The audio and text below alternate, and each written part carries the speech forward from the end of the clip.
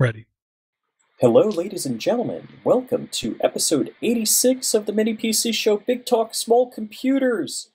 And I want to thank all of our patrons for making good things happen here. And there's a bunch of people I know and talk to on a regular basis on this list. So, starting off with John Hollinger, who I talked to today, Tom O, that's Tom Ostring, Christian Stella. Now, Rich, just this show is brought to you by John Hollinger, and then next episode will be the next Patreon. Oh, then, okay. Yeah, you want me to do that over again? yeah, please. Hello, ladies and gentlemen, and welcome to episode 86 of the Mini PC show Big Talk Small Computers. And this episode is brought to you by my friend John Hollinger, who I was actually speaking with today. Thank you to all of our patrons for making it possible. Dor, how the heck are you? Hey, Rich. I'm going to say normal crazy. I will say it seems like with this show in particular, it really does like ebb and flow, where we have a week where we have to like scrape and dig for news type content, and then the very next week we're literally overwhelmed and there's no possible way we could cover all the links we have in the notes. So I'll say I've had a eventful week in using my Git Pocket to speak to me web pages, and so I've been like doing that a lot. Oh, okay. Yeah, I've been wanting to set that up. Actually, you hit me with an interesting link while I was on a two-hour drive, and I was like, hey, if I could have the web page read to me, that would be great. But it's just tough to set up while you're driving. Yeah, and I did have a service where I could basically share a link out in Android, and then it would be turned into a spoken word, the entire page, but that service wanted money. I'm not paying money for that service because I would be broke. Because here's the example, Rich. Today is the 13th, 12th, 13th? 13th, I have triskaidekaphobia. Okay, it's February 13th, and in the month of February, going by my podcast addict, it says I've listened to, in February, 13 days and 18 hours worth of podcast. So if I got to pay Oof. for stuff I'm listening to, I'll be broke. Yeah, so before we get into the links, I just want to talk about personal adventures in mini PCing. Sure. One of the things, I have two Nooks. One is a Celeron Nook and one is an i5. The i5 is a Gen 6, which means it has 32 gigs of RAM maximum. And I use them as my VMware home lab. And I powered it on, it's going to be a couple of weeks ago. It wouldn't even post, which is the, what does post stand for? It's like something, startup test, something like that. Power on startup test. Power on startup test, thank you. So that's where you would go into the BIOS and change BIOS settings. So nothing, and no arrangement of the RAM chips or the CMOS battery, nothing would make it work. Had a little bit of a either language barrier or bad phone connection issue with Intel, but they sent me a brand new machine, probably within hours of getting my old one sent back to them. And when I say brand new, retail packaging, not OEM white box type stuff. So super happy with Intel. Thank you for doing the right thing. Also, in case you thought you were dead out of luck on a warranty, they have a 3-year warranty on the Nooks, and I was like 2.5 years in. So super happy about that. Yeah, as much as I dig on Intel, I partially do it because they're the leader, and I always want to root for the underdog. With all that said, few companies, in my experience, really try to do customer service, and everybody I know who's had to call up Intel for anything has gotten nothing but top-notch customer support. So they got that going for them. Yeah, I was actually, so what had happened, because I'm on a schedule, I'm either in Orlando 3 days a week or 5 days a week. And then things will happen that I travel on a weekend, so I get nothing done, that kind of thing. So it was a couple of weeks before I got the RMA set up with them, and I shipped it out. And funny enough, the day I dropped it off at the post office, they sent me an email. It's like, hey, are you actually going to ship this to us? You know, very nicely worded, of course, not sarcastic like the way I say it.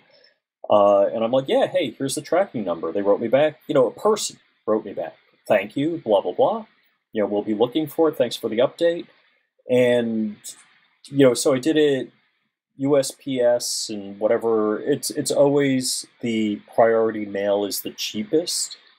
So they got I think it was Georgia. So they got it in 2 or 3 days or less. And the same day they got it, they sent me another one back out. So I super impressed. I got it actually overnight from them. I don't think they intentionally shipped it overnight. They may have, but I guess it moves that fast when they're that close by. Well, it's that, and I'm sure it's because it's Intel. Like, it's like steak with cows. The good restaurants get the priority service, even though they don't pay for it because they're the better restaurants. When Yep. Intel ships something out, little doubt in my mind, the guy picking it up goes directly back to the main hub to get it out as quick as possible. Oh yeah, yeah, yeah. It's funny when you're new in the business and don't know something. Like I was doing photography on Long Island, and I was dealing with somebody that dealt with my father in the past for I forgot what it was, but it was something, with the final product, whether it was like folders or mats or something. And I'm like, oh, okay, can you, priority ship it? They're like, no, UPS will get it there tomorrow. They're like, just do UPS ground. I'm like, okay. And sure enough, they're right. The other thing is, I'm kind of in a nuke and pave feeling, and so I had a whole bunch of stray VMs on my home lab, my Nook home lab, and that's NUC. I just, you know what? I haven't played with them in 6 months. They're gone. Didn't even think twice about it. Likewise, I think I'm going to do the same thing with my Mac, my 2012 MacBook Pro, and any stray SD cards. They have a number on their head, and they're getting nuked. Gotcha, gotcha. Well, I enjoy wiping the slate clean. There's only I'm the guy who used to copy over my entire home folder or my entire directory over before anything. Now I don't really do that anymore.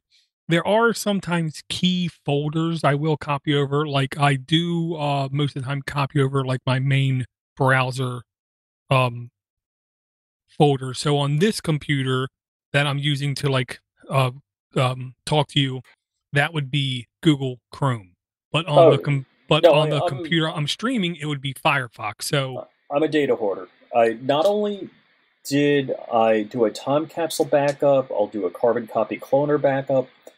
I create a VM with my current operating system. I clone that VM, and then I do the operating system upgrade on the clone to verify that it works properly.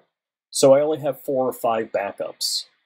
gotcha. Well, I got to ask you, isn't it kind of annoying how sometimes those copying of folders and files seems like really, really slow? Because, it turns out you're copying over gigs and gigs and gigs. For those of you who aren't watching the video, I'm holding up an 8 terabyte external USB drive. I Costco regularly has these things on like bargain. So you track the price right now. They're like $119 at Costco. They're usually that when they came out they're like 169. Right now they're 119. Gotcha. Well, I don't know about you, but I honestly almost can't stand how um basically copying over backing up data is for the most part slow. And it's not Oh yeah. slow, it's sometimes really, really slow. Well, if you take a look at line 840 in the notes, Rich, this is basically the answer to your problems. Um, it is basically a NVMe thumb Ooh. drive. No. NVMe is silly, insane, lightning fast. It makes USB 3 look like USB 1. That's how fast NVMe can be. And what this is, it's a little enclosure like you used to buy for your hard drives. You would open it up, slap in the hard drive, and then you would have your drive. Well, this is an NVMe case. So you basically pop it open, slap in your NVMe drive, and then you have USB-C speeds up to Okay. 10 gigs a second All right. kind of I'm speed. twitching right now. Oh, I know. Trust me, when I saw this, I got a little giddy. It's $50 for the enclosure. This is not the drive, but this is the kind of thing where you could literally pop it open and keep switching what drive is in it. You're you're just using this for convenience, and it's right now $50, which tells me that It's going down. it's gonna, in like 2 months it's gonna be $30, and then in 2 more months it's gonna be $15 kind of So, thing. all right, a USB 3 drive, the USB 3 port, I'm sorry, the blue one. How fast is that?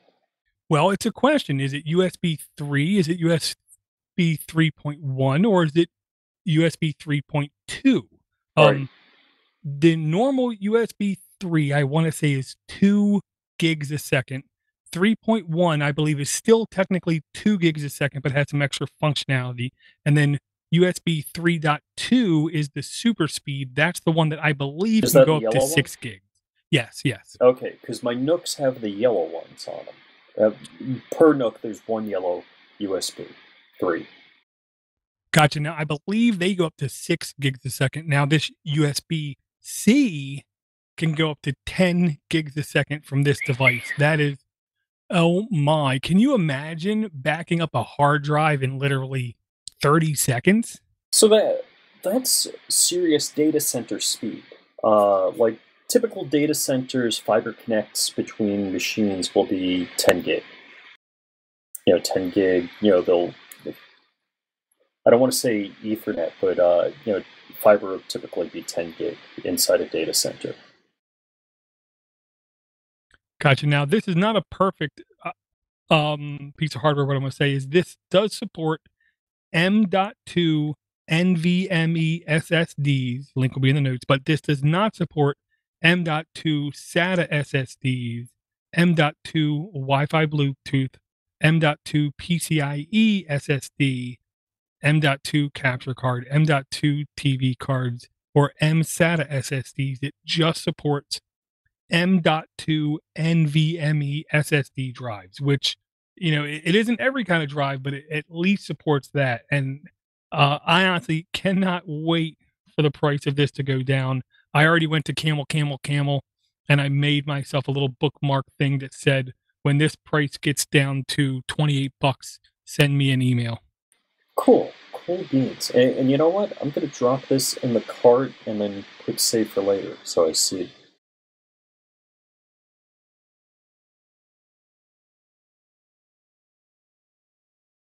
Yeah, that was the kind of thing I put in the notes. I put in the spreadsheet that we all access, and I was honestly hoping you wouldn't see it until the show. I didn't. Well, because who has time to just browse a spreadsheet? I mean, come on. Well, if I was properly doing show prep, I would. So, Yeah. can we talk about line 838? Yeah, but you got to give me a second because for some reason my view keeps resetting, and I got to put it up to 150% because I'm old and blind. You said 830. 838. So this is 830. Windows 10 full-blown OS with a GUI on Raspberry Pi 3. Such mixed feelings, Rich. Right? Such mixed feelings. Good way to put it. I, you know, I don't know if I'm just a heretic about it. Most of my career, or IT-ish, whatever you want to call it, hackery, with Linux has been headless. And for the most part, I do stink almost everything personally with my Pi infrastructure or Pi device infrastructure headless. So I can't imagine, nobody has a video running this, do they? They don't have a video showing. Not that I've seen, and the reason for it is you probably get like 2 frames a second. There is no way under any type of reality anyone is living in that this can be at all a good experience, what even if you're literally just using it as a terminal to open up text files and edit, 10K text files, there's no way this is a good, enjoyable experience, is my logic. And, and as much as I'm about to trash Raspberry Pi, I do have like 7 Pi Zero Ws within inches of me and 4 or 5 Pi 3s within inches of me right now. They're they're a super great device for so many things. Like it's like training wheels on a bicycle. But if they did this for an o-droid XU4 or they did this for a Rock 64 Pro, now we're talking about something. We're talking about a machine that could have up to 4 gigs of RAM, a really good processor, gigabit Ethernet. Uh, that would be something I would be much more interested in trying. And I may just do this so I can report back next week how bad it was. I mean, how my experience was. Oh, I encourage any and everybody to do this because I will not. There's no way under any circumstance I will ever put myself through this kind of torment. I have no problem saying that out loud. Um, and honestly, Rich, I have one instance of Windows left in my entire ecosystem, and it's because it's a dual boot tablet that I can't get rid of Windows on it. uh, Um, I, as a podcast guy, used to need Windows to load iTunes to add new shows to iTunes. Well, that day hasn't been around for now like 2 or 3 years. You don't need Windows to load up iTunes to, add a new podcast. So I haven't needed it for that. So it's literally been sitting there doing nothing in Windows um, for the longest time. And I'm pretty sure if I were to boot it up, it would be 12 hours plus of updates just catching up. okay, and again, I don't want to sound like the Raspberry Pi basher. I think I kind of self-inoculated by telling you I got like 11 plus Raspberry Pis within arm's reach of myself right now. Um, with the big Raspberry Pi announcement, door, drum roll please. Yeah. What's the big Raspberry Pi announcement for 2019? They're going to have a store. They've turned bougie. That's what's happened. That's it. Is it bougie? Is it going to be like the Apple Store in New York City? Well, people are already saying it looks better. It looks like somebody took an Apple store and they like put a maker space in front of it. I'll just say this. This to me is now the official beginning of the end. I said Yeah. in like 2 episodes ago how it doesn't matter what anybody does. Nobody's going to be able to compete with Raspberry Pi. Blah blah blah blah blah. They're here for a third world company. They're here for education. They're Right. here Yeah. for no, they're not. And basically, Eblin, whatever his name is, um, admitted admitted the reason that they're doing a Raspberry Pi store is for profit. It's not to better the world. How are they It's going to for profit? profit. Because they're going to try to sell people entire kits. Special, one of a kind, you can't get anywhere else, USB hubs. Special, one of a kind mice you can't get anywhere else. Special mugs you can't get anywhere else. And if you take a look at the picture, the best link for this, to be honest, is the raspberrypi.org, just because the other sites are inundated with ads like ridiculously. And if you go to, now I put it up to like link 819 in the notes. You look at that and that looks like an Apple store. Okay. This is nothing more than a profit motive. There's no way this was cheap. I mean, yes, retail's dying, so the space they saved money on, blah, blah, blah, blah, blah. But there's no way anything about this was cheap. This was incredibly expensive. And if you read the articles, he will say, yes, it's to learn. People can play with Scratch, show people the kind of possibilities we can do. But they didn't do it for years, even though the inner team has been asking for this for, he said, at least 3 years. He said, now we can do it because now we think we can make a profit. Bang, bang. That is literally Dracula sucking down cloves of garlic. That is like suicide as far as I'm concerned. All right. So there's definite, and I hate doing this as much as I really have mad respect for Raspberry Pi and what they've done because they've really made things so much better and easier for all of us that are interested in single board computing. The hmm, they're never going to make any money selling a Raspberry Pi at a store. That's not the case because there is Well, so much overhead. I You know, know, but Rich, they're not going to do it. Okay, if you go into a Home Depot or Lowe's or a hardware store and you buy a grill, they don't make money off the grill. They make money off the grill cover, the grill accessories, and all the other stuff. It's the right, same thing right. here. They're going to make money off of everything else. It's like when you buy a car at a dealer, the dealer typically doesn't make money on the car. There's probably some back end stuff going on, but they'll make money on the warranty that they sell you and other things. Yeah, and I'll say this, because I listen to so much podcasting, what I'll say is if you listen to somebody who truly loves something, okay, for instance, if you listen to a Star Wars podcast, nobody will complain more about Star Wars stuff than the diehard fans. If you listen to a Walt Disney World podcast, nobody will complain more about changes inside of Walt Disney World more than Walt Disney World fans. If you listen to political podcasts, they don't complain about anything on their side. They just complain about the other side because they're not don't really care about it. They're just there for money. But if you look at this, the reason we're complaining about this is because we feel so passionately about what they stood for, where they came from, and what potential they had to actually change the world.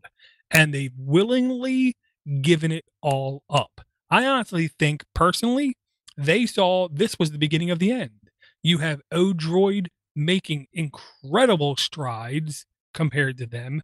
You have Pine people making leaps and bounds of changes compared to what they were doing was nothing. And I think they saw the writing on the wall and said, if we don't cash out now, we will never be able to cash out again. And that's the honest truth as I see it. It doesn't mean it's the truth. It's just what I think I see.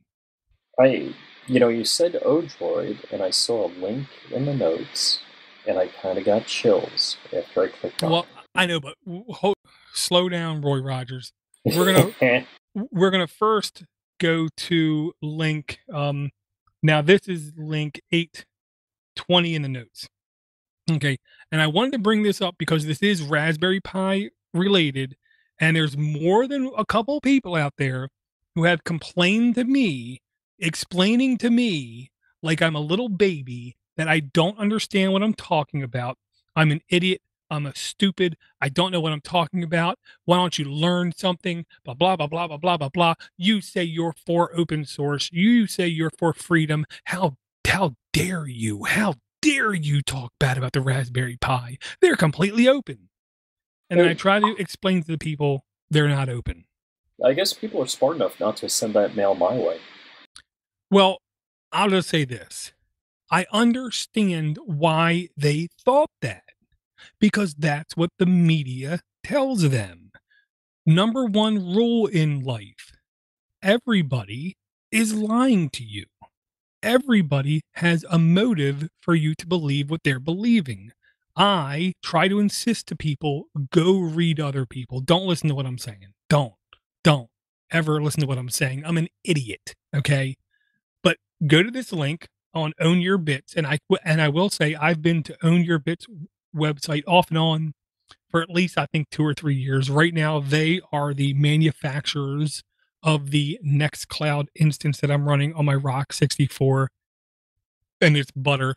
Runs fantastic, by the way. I need to do an update. I keep forgetting. But they have this link, they have this article called What's Wrong with the Raspberry Pi. And if you didn't Good listen to article. this on Get Pocket, Rich, I definitely encourage you listen to it. This is a longer article. Okay. This is a lot of words. Whole hell of a lot of words. This is the kind of amount of words that causes me to have like conniption fits to where I literally have to drink in order to read it. It's too many words. Yeah, this is well written, good article, and I'd recommend our readers to give it a good read because I think it does explain the whole Raspberry Pi conundrum that's going on. And yeah, it is a love-hate relationship. There's definite things I want. There's definite issues with the board, and it's definitely, done a lot of great things for us. Yeah, and, like, they do start out being very complimentary because they should, like you said, Rich. Many PCs would not exist in the way they exist today if it wasn't for the blood, sweat, and tears, if it wasn't for the effort, if it wasn't for the community, if it wasn't for everything that the Raspberry Pi Foundation and all the community did. With that said, that doesn't mean we can't criticize it, okay? All right, I got a trivia question for you. Do you know what kind of engine that is? Where it says performance? Yeah, of course I do. It's a gas engine. I don't know, man. It's funny, I could tell from the thumbnail I knew what it was. It's a turbocharged Volkswagen. I didn't realize it Oh, had a it's a variable Nazi Venturi engine. fuel injection. And it looks like it's actually an aero conversion because that looks like it's a dynafocal mount to fit on an airframe of an airplane. Ah, gotcha. Well, I mean, I say Nazi stuff, and I'm kidding, not really, but they like really do make good engines. It was the people's car. Exactly. But And okay, actually, there's good YouTube videos on that. I agree. So they do start out with saying what is so good about the Raspberry Pi because there is. There's immense amounts of things you can literally flaunt about how great the Pi has been and is to this day. And honestly, they still have a tremendous opportunity. All they got to do is put out a board with one thing on it, either a gig NIC or 4 gigs of RAM or a couple USB 3 ports or something like that. That's all they got to do is just do something. Um, but then they go on, and one of the things that they go through in incredible detail, in the best detail I've seen in the written world, and they go through how the Raspberry Pi is not open source. And it isn't that it isn't just open source.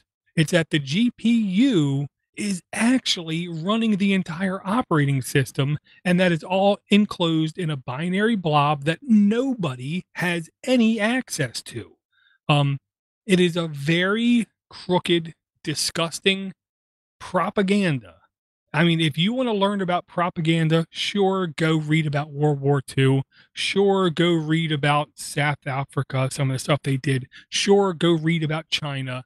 But if you want to know how to do propaganda unbelievably efficiently with nobody suspecting a thing, you look at how the Raspberry Pi Foundation pitched their hardware to the community and how the community blindly, without question, just saluted and did everything that they said and insisted that the Raspberry Pi was open source when nothing in the boot process or the GPU is in fact open source. So with, the only way I am going to support the Raspberry Pi to a large degree is if this is the year where they actually open source the entire stack or change the entire chipset around to where I can support it.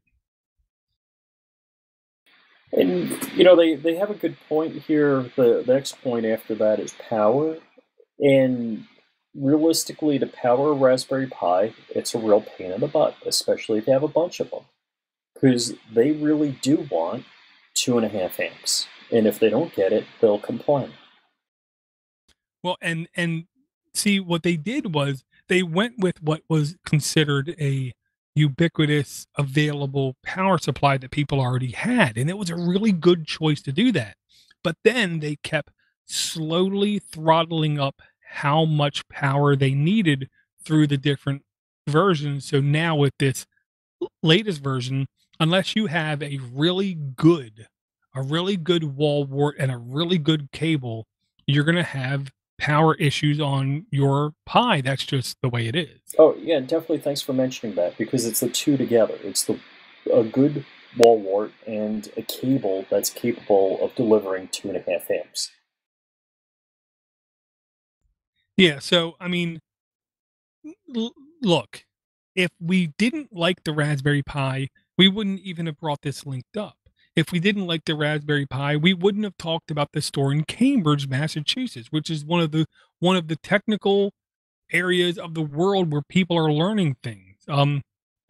The We care about it so much. We want it to succeed. You know what I mean? It's like being the fan of that football team, like, the Detroit Lions that just can't even get to the Super Bowl, but you have faith that they're going to this is their year. This is their year. I keep saying to myself, this is when the Raspberry Pi Foundation is going to make the right decisions and do the right thing for the greater good of the entire world, and not just for the greater good of Broadcom, a multi-billion-dollar company. Because it's funny, just today I'm running a Raspberry Pi 3, and I'm actually running it off one of the ports on my Nook, and it just continuously reported, under voltage, under voltage. Yeah, I mean, and I've really vented about how much I don't like barrel connectors, but here's the gimmick. You don't have that problem with barrel connectors. Right, and so people might not think about this too much, but not only is the connector designed to fit a plug, but it's also designed for a purpose. What's going to be happening on that connector? Does it need to be shielded? Is it RF? Is it, high frequency stuff? Is it power? How much power can we push through that before we start melting and frying stuff? So those are all considerations. And I never thought much of a barrel connector. I always thought they were kind of stupid. But the barrel connector provides a lot of surface area for the current to flow on. And that's why a lot of laptops have barrel connectors. Yeah, I mean, I just wish there was more of a I I I wish the standard said with the barrel connectors, there was a smaller number of diameters and a smaller number of possibilities just to make things easier for someone stupid like me to go buy a new barrel connector. All right. But there isn't. There's literally, I think, over 85 different combinations of barrel size and power outs. Also, the external and internal diameter of the barrel have to be known. You can't just go by the external. Ask me how I know. Oh, So, because you got burnt. um, now, the cool thing about it is I have an HP EliteBook for work, and I bought another power supply for it. It's a barrel connector. Guess how much that power supply cost on Oh, Amazon? hopefully less than 20. 10. If I bought the official Apple power supply for my MacBook Pro, do you know how much it costs? Knowing Apple, 160. Wow, you're like double, $85. Oh, But wow. I can get a knockoff MagSafe power supply. It's an 85-watt power supply for like 20 or $30. And I got a number of them. So if one breaks, realistically, if you're traveling around with your computer, your laptop, and you're a consultant and your power supply goes, you have a limited number of hours before you're dead. Now, there may be a Mac stored nearby, or there may not be. And you may have to pay $85. So my plan when I was consulting with the Mac is I would bring the official Mac power supply to the client because it looks good. And I would have in my backpack or in the hotel the knockoff power supply in case that wire finally went bad. And it will. Gotcha. Here's another like truth that, as far as I see it, Rich. We in this last week, we saw an unbelievable number of articles saying here are 10 things that we know about about the next Raspberry Pi, which turned out to be nothing.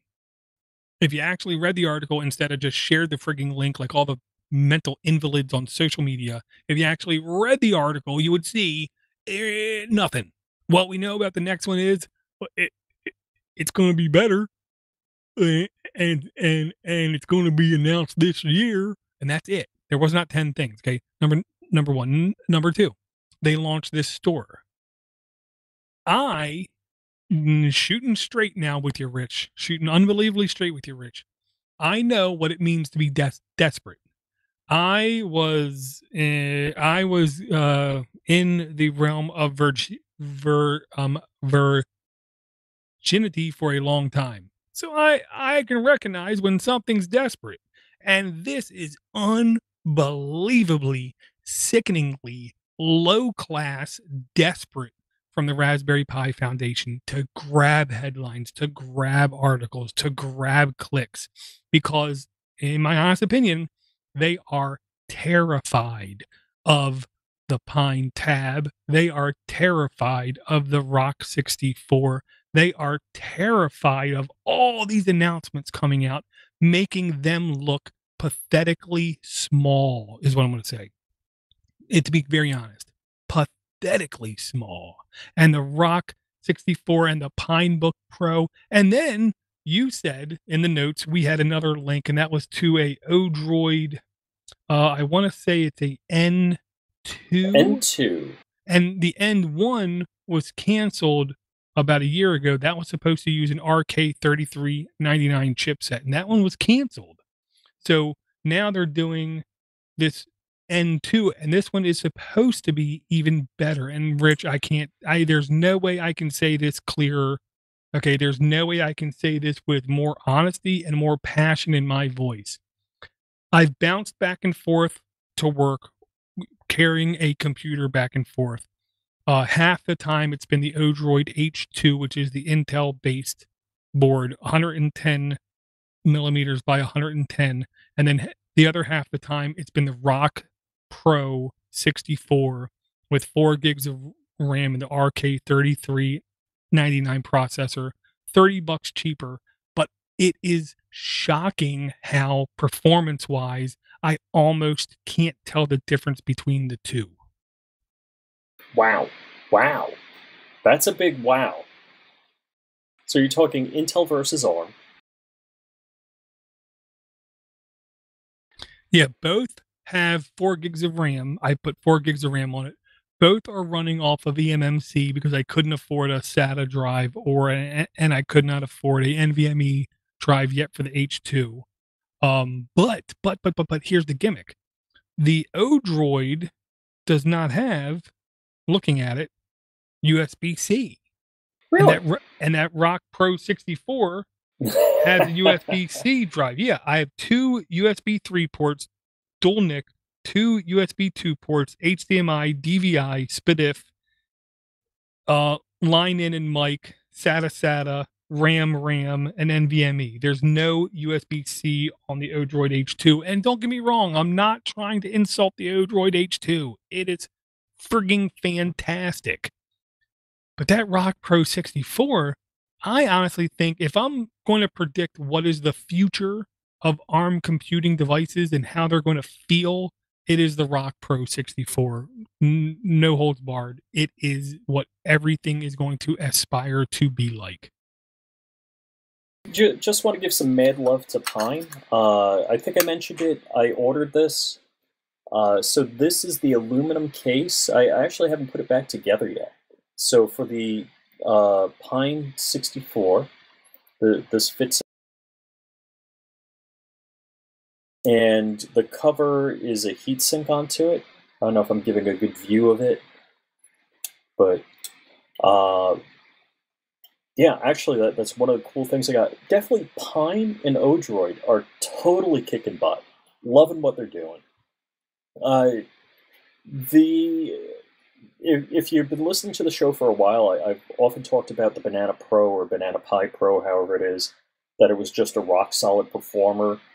It reminds me of stories they talked about Novell NetWare servers that nobody knew where they were. Like they built a wall and it was like in a room that there wasn't even a door to anymore. and it just ran, and it had 7,000 day uptime, stuff like that. And I the Pine Rock Pro 64 I is kind of getting in that area to me, at least. It seemed a little rocky at first, but definitely it's a solid performer. I don't even think about it anymore. It's just there. It's the concept, and no millennial will understand it. It's the dial tone, the idea that you pick up a phone in back when we picked up phones, and you Yeah. had a dial tone. Yeah, it is a level of stability that really most people aren't accustomed to. It's like opening your door and looking outside. You take Correct. it Yeah. for granted. That's just how it is. And on most modern computing platforms, you expect there to be hiccups once in a while. You expect, well, this is not going to work right every now and then. You expect every couple years I'm going to have to reformat and flash stuff. That's just how we accept computers to be. Right. But the Banana Pi Pro was by far the most stable ARM platform I used, period. But Absolutely. but here's the thing. The Rock 64 is the one that I'm running now on my Nextcloud, and I am having a very sneaky suspicion that I could not touch that thing for 3 years and it would still run just fine. All right. So can I read about the N2? Yeah. So o-droid N2 AM Logic S922X SBC coming in April for $63 and up. I don't know if it's going to be a $20 bounce in price. I'm assuming that's the 2 gig version. The 4 gig version probably be about $20 more. And it says, Yeah. due to RAM supply issues, hard kernel canceled the RK3399. And that's what the Pine Rock Pro 64 is. There's an Orange Pi, whatever, out there. There's a lot of machines coming out in the last 6-ish months that have had the RK3399. Yes, but really quick, I will encourage people. Again, don't listen to me. Go to YouTube, look up RK3399, look for videos. Everybody's running Android on them for a reason. Oh, yeah. Nobody has gotten Linux to run at all, basically, on these things, except Armbian got the RK33 on the Rock Pro 64 running like freaking butter. Who's the British guy with the bowl haircut from his mom? Explaining computers. Cut your fingernails. Cut your stinking fingernails. So, I watched a video of his recently. I didn't watch the whole video. I kind of skipped around in it. But he was comparing machines, and I think he said, I forget which one it was, but it ran best running Android, and it was on the RK3399. Yeah, don't get me wrong. I pick on him for a reason because I really do like him and I really do like the videos that he does. He does fantastic videos. The last one I saw, he looked at a bunch of different boards and just how they perform. And on some of them, he was very upset about how Linux was not able to be ran on them, but Android was seemingly running fine. Well, there's a reason for that. Android is not an open platform. It is very friendly to closed source binary blobs running in GPUs. Long story short. And that's why things tend to run better, in air quotes, visually, graphically, movie wise on Android. But on the last set of benchmarks he did, the number one was a $300 board. And I want to say it was the one Brian brought up. Yeah, it was like the AMD single board computer, but the number 2 in performance benchmark was the Rock Pro 64. The Rock 64, sorry, just the Rock 64, which is just a $40 board, which for $40, you're ranking number 2 when you're comparing like 6 different boards. That is what people need to notice, and that is when a company is doing the right things. Now, I am literally almost terrified to see the result of this o-droid N2 because there's little doubt in my mind when this thing comes out and I see other people running it and how smooth it's running, I think I'm going to have to buy one. One, or I Well, want to start off with a tease. There are no USB ports on it. There's 4 USB 3.0 ports on it. yeah. Oh yeah, four of them puppies. I'm like, I was so ready. What was it dropped in price? The o-droid XU4 dropped in price. I said this last show. I said, hey, the o-droid XU4 is going down. Was it $51 or $53? Like they're clearing out inventory because they're coming out with a new product. Right now, here's the only thing that I've learned to be skeptical of is what I'm going to say. I was looking at buying a PCIe board for my Rock Pro 64, slap it in there, and have 4 USB ports. But if you only have one USB bus and you have 4 USB 3.0 ports, you will never even get half speed through all the ports. So they mention the fact they have 4 USB 3 ports, but they do not mention the number of buses. So Mm-hmm. if they only have one bus, even though they have 4 USB 3.0 ports, it's almost pointless to have that many ports. So I really hope they have at least 2 buses. Really, if they have 4 buses, it'll be much better. But every board I saw that I could put in my Rock Pro 64 PCIe slot that had 4 ports was an $80 board. Ouch. Okay. Yeah. All right. I'm reading the spec here. So it says HDMI 2A. I'm not sure what 2A means. And gigabit Ethernet. So I don't want to gloss that over. That's a big deal to me. It says video output up to 4K 60p. Now, usually it's 4K 60 frames per second. Is that what the P is supposed to mean? I have to assume so, but I'm almost afraid to. Okay, so the SoC, system on a chip, uh, AM Logic S922X, it's a hexacore with a big little. So what that means is they have 2 smaller, slower cores and 4 ARM Cortex 73s that go up to 1.8 gigahertz. And so the smaller cores, the 2 smaller cores are Cortex A53s running at 1.9 gigahertz, and an ARM Mali G52 GPU at 846 megahertz. And yeah, I'll give you 2 gigs or 4 gigs at 1320 megahertz, 8 megs of SPI flash, eMMC, micro SD, video, audio in and out. Let's see, HDMI. All right, so here it says 4K at 75 hertz, AV port, composite, stereo audio. All right, so we got the USB, the 4 USB 3s, 1 micro USB 2.0 OTG. They can't be powering this with a USB OTG. No. I don't know why you'd have a micro, whatever. That always mystified me.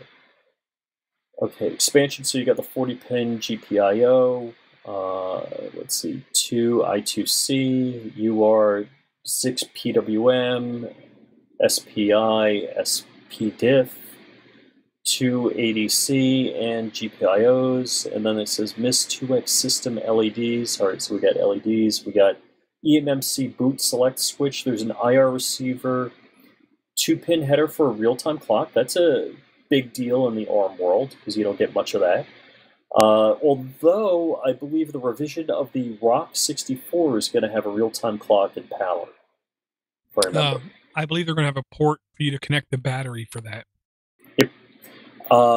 So, all right, DC barrel jack, debugging UART for serial console. Power consumption, idle, they said 1.6 to 1.8 watts. Heavy load, 5.2 to 5.3 watts. That's actually reasonably low for something like this. Yeah, and that's one of the big pluses with ARM is power consumption and heat. You can do the same things on ARM, which with much less power and much less heat, but they still haven't gotten up to the place where Intel is at right now.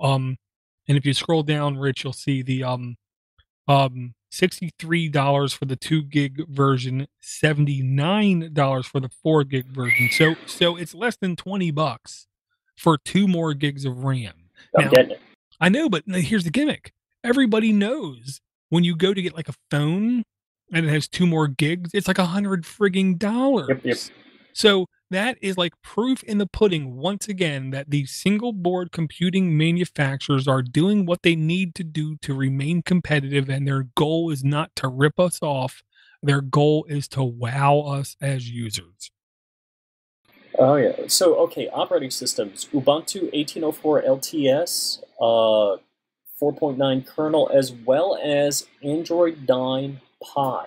It's like, wow. I My know. stupid Samsung Galaxy S Note 8. I don't think it has Pie yet. I don't think it has Oreo. Yeah, and here's the thing. It just says Linux kernel 4.9. It doesn't say if it's a mainline kernel or not. I'll say this. I got to say this again. If they're able to run a mainline kernel on this, which means that they took the processor and they integrated it back up as far in the tree as possible of source code. If they did that and you're able to actually run mainline kernels on this thing, that means you can run anything on this thing. And that is going to be a very refreshing change of pace in the ARM world. But So I don't know. this next paragraph here is just like we were yelling about Pine the other week. It says the Android N2 SBC will sell for $63 with 2 gigs of RAM and 79 for 4 gigs of RAM. In case, oh wait, I can already see some of you, me, throwing banknotes at the screen saying, "Just take my money." And yes, that's me. Yeah, so the end of March. So we got about a month and a half before this is going to be at least purchasable. Now the question is are they going to come into supply issues to where it's put up for sale and then it's out of stock and then it's out of stock for like 6 weeks? Um, to me, that's the true test of how successful this is going to be for o-droid themselves. And they have some benchmark scores, but of course, because they're being friendly to o-droid, they're comparing it to a Raspberry Pi 3, an o-droid C1, which is now, I want to say, 5 years old, a o-droid C2, which I believe is at least 3 years old, a o-droid XU4, which is over, I want to say, 2 years old, and then an o-droid N1, which was the mystical, magical device that never came out, and then the o-droid N2. And in all of their benchmarks, it's either clearly winning or it's at least edging out every other thing. And of course, the Raspberry Pi is basically a blip on the radar. It doesn't even show up in some of these. I'm at Ameridroid right now. I'm wondering if there's pre-sales or anything going on. Well, and that gives us a good opportunity to say support those who support you. The only way to really indicate to the common person of how good of a company uh, that a like that a company actually is via their customer service. We do not take breaks every 15 minutes to shove sponsorships down your throat because we like getting money, but we're going to take the opportunity to say Ameridroid is the official hardware reseller of o-droid in the United States of America. So if you want to buy from a US company, if you want to support US companies, when you buy these devices, go to ameridroid.com. But the real reason to go to them is because their customer service is, without a shadow of a doubt, top frigging tier customer service. They have not given me anything ever. I've They paid haven't for even sent us a everything. card or a nice note. They haven't sent me candy even. Some people send candy in their boxes when you buy stuff. They haven't sent me nothing except for a thing saying thank you. To which I say to myself, no, no, no, no, thank you. Yeah, nothing on the Ameridroid site yet. Oh, don't worry. They're doing it right now. I'm sure they're getting it all set up. But yeah, I really hope this has at least two USB buses on it. If this does have two USB buses, 4 gigs for less than $85 with a gig NIC. And I love the heat sinks, to be honest, that o-droid's been doing. They've been huge, they've been whopping, but they've been not ridiculously sized. They just cover what they need to cover. I really do like what I'm seeing out of o-droid and Pine. The only question is who's gonna get my money first? Okay, if I'm reading the block diagram, it looks like all of the USB 3s are on a single bus. Well, Yep. that's a little Yeah. bit depressing. Well, then you're gonna get at the most, I wanna say, so if it's USB, regular USB, you'll get 2, 4, 6, 8 total possible speed. You're not gonna get 8. I believe the fastest you're gonna get is a combined 6 Okay, out of wait. all 4. All right. If you're looking at the block diagram, down just one box down from the Ethernet, so it says 10.100, 1000, and under that it says 2x USB 3.0 host type A. So maybe it's two USB 3 buses. Well, with 2, you're still not gonna get if it's 3.2, you're still not gonna get full speed, but you will get, I wanna say, 60% speed. If it's only 3.0 USB, then with 2 buses, you should be able to get full USB 3.0 speeds, I believe. So, yeah, I mean, again, we have companies basically not trying to compare themselves to other people. They're just putting out good products. And they have people who, without being cocky, people in the know being giddy for these new products to come out. I am really interested to see what kind of projects I see develop from this o-droid N2 because something tells me they're going to be pretty nice.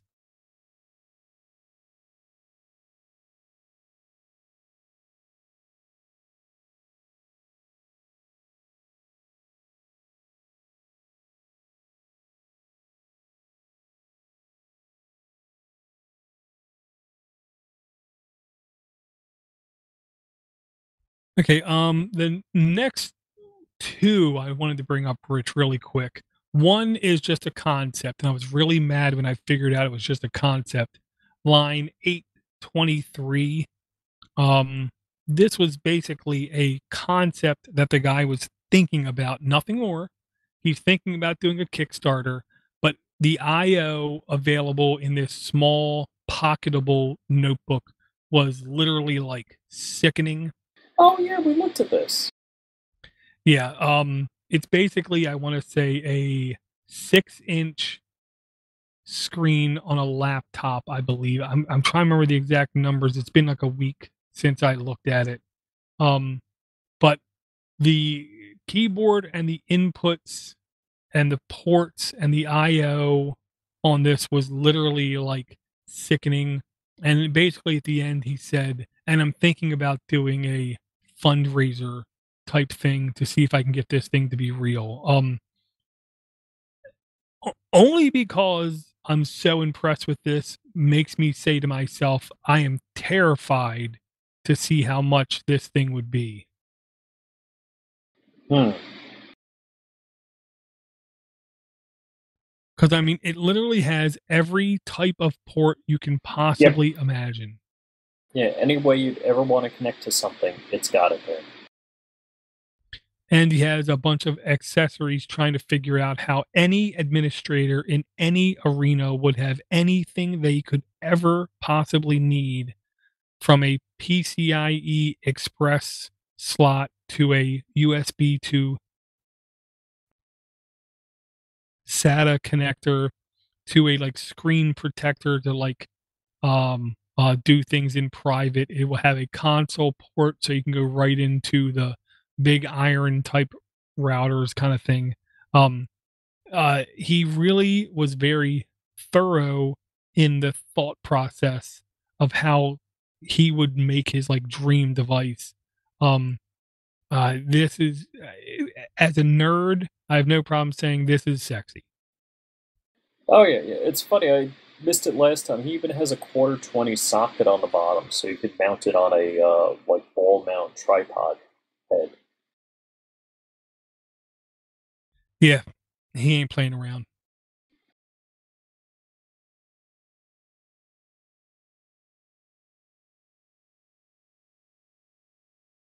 It's kind of like the guy that says, if I put a supercharger, a turbocharger, and nitrous oxide on it, how good would it be?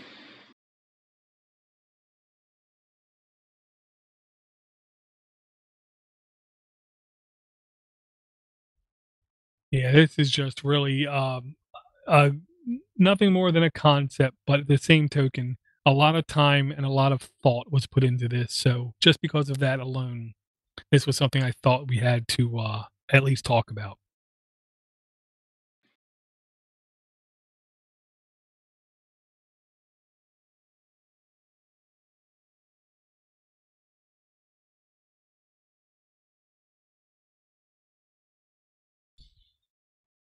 Very cool, very cool. There was another one I wanted to talk about as I marked that as red. Um,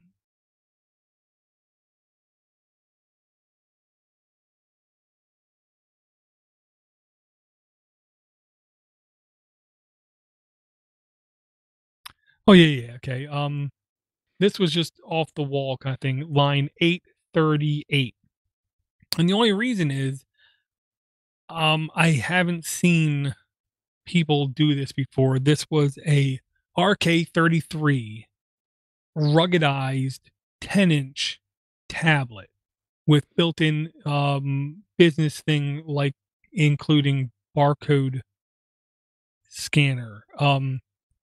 This was the kind of thing I could literally see being at least moderately successful in businesses as being that device that the customer service rep carries around to help satisfy customers without having to go back to their desk for it. It was a 10-inch IP65, which isn't great as far as Ingress Pro protection numbers. IP69 is the highest I believe you can get. So this is IP65, which I believe IP6 means basically all dust. No dust will ever get into the device, and 5 means it's basically waterproof. You can basically submerge it in like an inch of water, pull it back out instantaneously, and it'll be fine. 10-inch Android 7.1 tablet with up to 4 gigs of RAM, 256 gig of flash storage, 4G LTE, GPS, IO ports that are sealed. You have to like pop them open. 1D, 2D barcode reader. It will have the a- accelerometer because Android always likes to have that. Um, and it just looked like a really solid um, tablet running an RK33 processor. I really do like the idea of seeing the RK3399 being in more products because every product that it's in will drive the price for it down.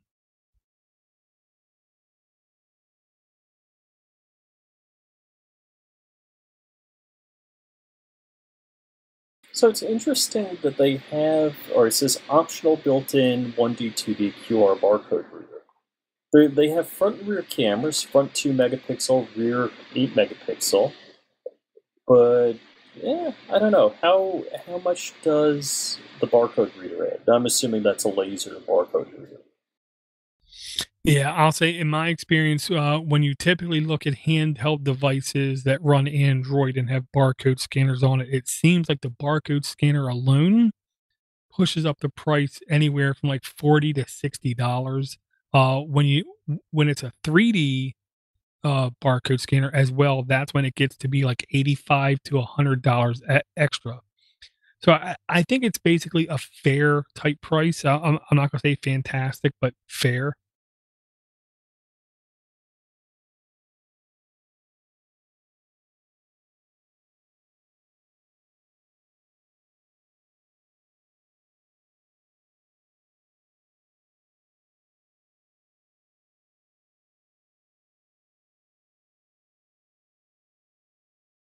Yeah, yeah. The hypervisor tutorial, Rich, that was on 837.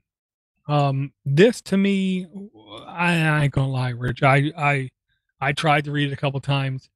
This guy at this website, ashw.io,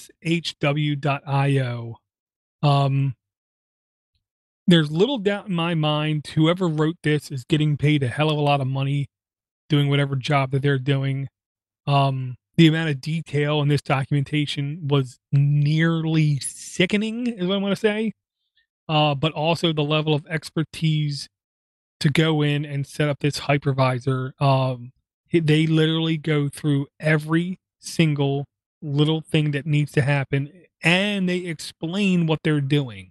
Um, so I basically couldn't keep up with it. I tried my best, but it was just too much for me to handle. I don't remember. I read this earlier in the week, I guess Sunday night. Uh, I think they have a GitHub link somewhere because he's showing how to compile the source code, and that's with Eclipse. Yeah, I Yep, just knew that it's on GitHub. yeah, this guy's really good. Hypervisor on ARM computers will become more real as time goes on, easier as time goes on. Um, Being able to virtualize operating systems on it will become almost commonplace. My logic is by the end of 2019, we are going to see genuine major infrastructure running ARM processors and doing genuine like enterprise grade virtualization. The only question will be is how easy will it be to set up and maintain? So in the beginning, whoever's doing it, like this guy, is going to get a hell of a lot of money. So, one of the things, I don't know if everybody's familiar with GitHub, but GitHub is great for so many things, even 3D objects. So it says there's a commit 11 days ago, so that's good, but it looks like it's the first. Oh, wait, he has 5 commits there. Okay. So, yeah, hope just anytime you're looking at something that you want to do something with, make sure the project is current because you don't want to get involved with something that was end of life a while ago or will soon be end of life. Yeah, cannot disagree, cannot argue with that. The only other thing I want to bring up, Rich, and only because it's stupid and only because it's cheap and only because it was something that I think could be really cool for, a family to do or, like big brother, big sister kind of thing. And that was on Hackaday. It was humans versus zombies via the ESP8266. And the 8266 is the processor, the board, the chip that we've talked about off and on for at least a year. Um, you could get ESP 8266 boards for as little as like $6, depending on which one you get and whether, and like all the other features that you need. Well, they take an ESP 8266 board, add a couple more components to it, and what it basically turns into is like a wrist strap with lights and lasers on it, and basically you can turn it into like a real world shooter type game where you're basically shooting light out of your wrist, and the goal is like to have a human versus a bunch of zombies and see who can win. Um, to me, this is the kind of thing. It's always better if you can to build something between friends or family, so you can go through the actual building process versus going out and spending $100+ on some pre-packaged uh, basically consumer end product. If you can actually teach people how to do this, and nothing about it looks really complex, that you could show them all how to build it and then basically go out and have fun in the actual IRL experience and not just playing Fortnite or whatever is the latest piece of crap battle royale game.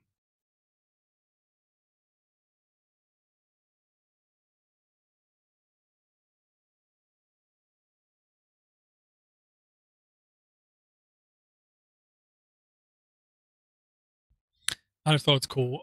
Did you have anything else you wanted to talk about or bring out, Rich? No, no, just one thing I've been playing with the idea on, part of my home automation, which is running Home Automation Assistant. Oh, one thing, so you guys don't go down the rabbit hole I went down, is if you're booting Haspian, that's Raspbian with Home Automation Assistant rolled into it, you need to do it off Ethernet, not Wi-Fi. Otherwise, it won't work off the Wi-Fi. Even if you do a headless install of Raspbian with all of the configuration, it needs to be Ethernet first. The other thing I've been thinking about is I've been working on presence detection, and I was thinking, can I sniff the Wi? No, wait, the Bluetooth. I was going to say GPS, Wi-Fi, Bluetooth. The Bluetooth on the cars, but more importantly, since we're all driving, we all have our Bluetooth on our phone all the time. And sure enough, with a Raspberry Pi and Home Automation Assistant, you can do device tracking based on Bluetooth. Well, I'll just say this, Rich. If you really want to sniff, you're not going to sniff Bluetooth. Yeah? Okay. Paranoia 101. If you've noticed, on a large, huge percentage of exit ramps that you take on major highways, right as soon as you're like halfway through the exit ramp, if you look to your left or to your right, you will see a green box. Sometimes they're white, rarely they're brown, but most of the time they're green. It's typically only like 10-inch by 8-inch by 6 inches.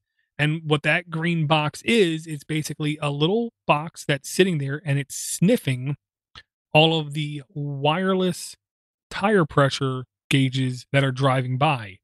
Now here's the thing, every single automobile and motorcycle in existence that has been made since 2004 or 2006 has this in every single tire. The difference is not all cars have it built into the dash for you to actually monitor your tire pressure, but it's in every vehicle. So if you want to sniff something, I say sniff something that cannot be enabled or disabled. And since it's not the lowest hanging fruit, it would be, I would suspect, harder to spoof. Yeah, that's a good idea. I would have to do that with an SDR dongle, but it can be done. So the other problem with TPMS is I forget if they report every 1 to 2 minutes. It might be 2 minutes that each one will report. So you're not guaranteed that you're going to get it as you go by. Well, I ain't gonna lie, I'm shocked it's that low. But honestly, that's the thing. I don't even know what, like you said, an SDR. I don't even know what it transmits in. I just know it's out there. And now that you say that, it makes sense because I know when I put air back in my tire, I It literally have doesn't to register pull immediately. off, right, and I have to wait about a minute or so for it to take. So if I have to wait a minute, that tells me it's at least a 2-minute wait. Mhm. So theoretically, one of your four tires, if you want to do the statistical average, every 15 seconds your car should be reporting. Right, right. In best case scenario. That's worst case scenario, it's 2 minutes. Best case scenario, 15 seconds. Gotcha, gotcha. Very cool. Yeah, I will say I am interested in the idea of that. But I am like it's really hard for me to do stuff like that in the physical world. It's a question of time, and it's a kind of thing I don't even know the first step to sniffing Bluetooth. Oh, well, it's stinky easy with Raspberry Pi and Home Assistant. You just put a line entry in the config file, and it does it. So my question, there's two things to sniff. There's sniffing the Bluetooth on the vehicles and then sniffing the Bluetooth on the phones. So three people in the house, there's three cars, and there's three phones.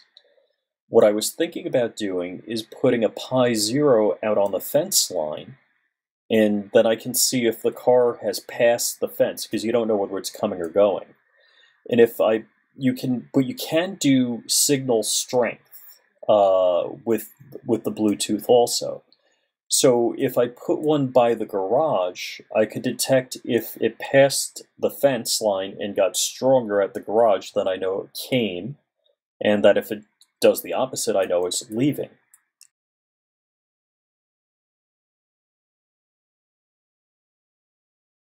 But just kind of a thought process. Oh, there! I didn't bookmark this. If you Google it, this is another fun one. If you know your boss's Bluetooth ID, now your Bluetooth ID is a MAC address, just like an Ethernet card or Wi-Fi adapter.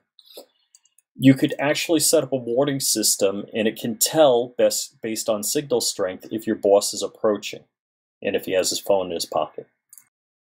So somebody did it was on GitHub.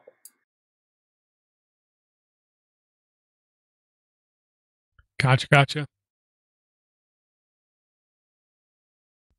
Okay, Rich. I believe we've been going for more than an hour. There are definitely more links in it. Oh, we have an email. Sorry. We have an email too. Did you want to read it? I gotta find it first. I did put it in the mumble chat if you want it. Oh.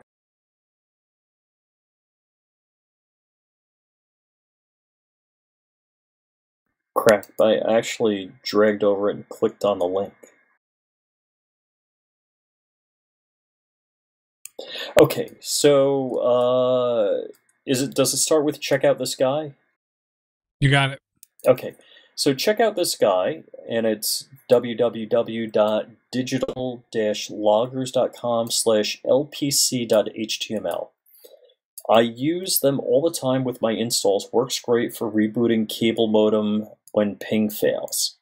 By the way, the email icon on your site is pointing to mail@podnutz.com.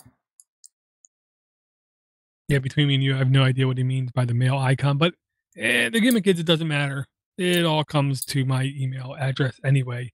So this device, it's called ProSwitch, and it has a total of 5 outlets, but it looks like the 4 outlets that have, they're double gang, so they have 2 devices could be plugged in.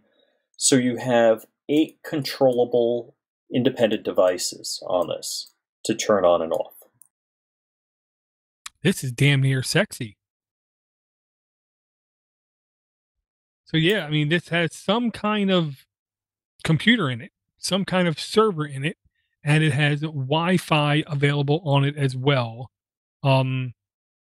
It's as easy to use, easy to set up, clean web interface, secure Wi-Fi, and wired Ethernet, so you could hardwire it if you want. Multiple target auto ping reboot, so you can literally set in the firmware if this thing stops responding to a ping, reboot it. It does have. It also says HTTPS, SNMP, REST API, SSH, SSL, Echo, and Alexa, and more. Lua scripting language. Lua is pretty. I mean, Lua is archaic yet silly powerful. This is a really interesting device. $170. So if you break it down, 8 different ports, just over $20 each power outlet, which I don't think is a ripoff. I don't think this is cheap, but it does sound like it's good quality. Well, here's the cool thing, and this is what I was talking about last week or last episode, is I got the power strip, the smart power strip, and what I wanted to do is hook it up. I think it dropped out. Oh, so I wanted to hook it up with Observium to see if a device went down, and that I could, power cycle it with the smart switch. But this is all of that built in together, plus all sorts of connectivity. That's pretty dang cool. Yeah, and it does say powerful 32-bit CPU with Watchdog adds reliability. The only thing making me hesitant is a gut feeling I have to where if I don't have root, then I don't know who the hell does. Um, this has a lot of features, but I worry about the administration of it and the locking down of it. Is it Hmm. possible for me to lock this down so this company will not have access to it under any circumstances, but I can have access to it? It supports stuff like SSH and SSL, which is good. It says 32-bit CPU, which says maybe I could just install pfSense or something else on it or some Debian on it and just control the things myself. I am completely unaware, but no matter what, it literally gets me giddy about just the idea of this. And if you look on the left, also they have a link to the a a atomic pi, which is something that we did talk about, I believe, last episode. So this company is definitely all about the mini PC and using it in more enterprise infrastructure. Looks real cool. Definitely a cool device. And if you have more money than time, that's the way to go. And if you zoom in on it, you can see webpowerswitch.com is printed on it. So maybe you could, email them, Rich, and ask for another NDA. Can't hurt.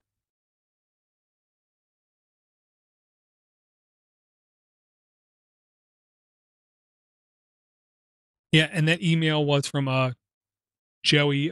Thank you very much for the email, Joey. Very cool. Yeah, so Yeah, if that you that does everything I want it to do. well, that's the thing. What doesn't this do? It is my like question. I don't know.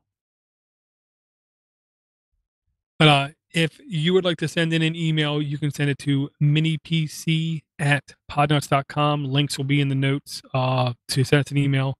You could also send us a voicemail at 707-6-PODNUT. Rich, if people want to get in touch with you, what's the best way? FlyingRich.com is where all of my social media is aggregated, and there's a contact me or contact us link there. Very cool, very cool. And I want to say again, thank you to John for your patronage for being a Patreon. There has to be a better verb for that or Yeah. adverb for that. So to make it worse, there's another site called gunstreamer.com that I'm on, and they have their version of Patreon. They call it Contributus. So I joke that I got Contributus and Doctor gave me a shot and cleared up real quick. Yeah, I mean, we're getting really bad names on some of these services, and I don't know what's going to take to fix it. And I'm kind of bummed. John Hollinger, who I talk to quite frequently, I was up in Jackson, Michigan, and we were going to meet up somewhere, and it didn't work out. So I'm kind of bummed because that's really cool when I was traveling around being able to meet people.